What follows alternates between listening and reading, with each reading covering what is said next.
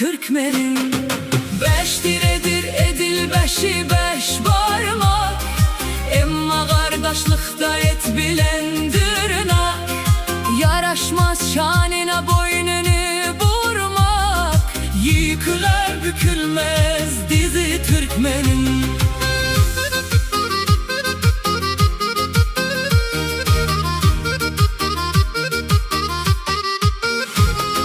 Kızıl halanar salar parmağı, koşar kujurlu kümüş dırnağı.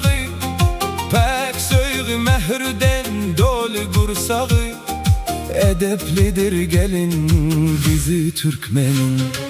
O huzurugundan, bek töresinden, Nuh'un neslindendir özü Türkmenin.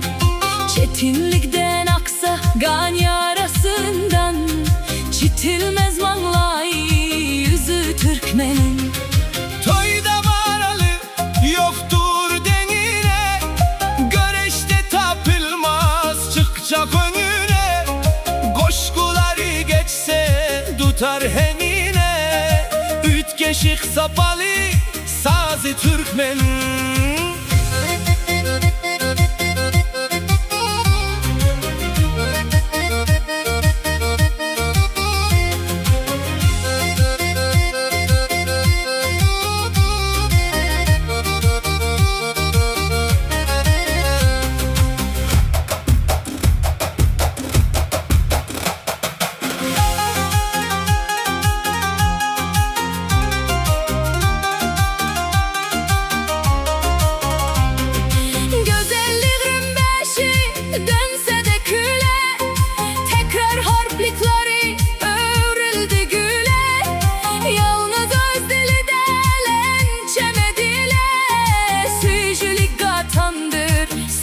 Türkmenin. O huzurugundan, bek töresinden, Nuh'un neslindendir özü Türkmenin. Çetinlikten aksa gan yarasından, çitilmez manlayı yüzü Türkmenin. Söymez ben divani, dakınmaz kement, elmidam himmeti, tuğyali belent. Rahmani gaytadan könül arzument, denlik görer göreş gözü Türkmenin. Beş diredir edil beşi beş parmak, emma kardeşlikta et bilendirnak.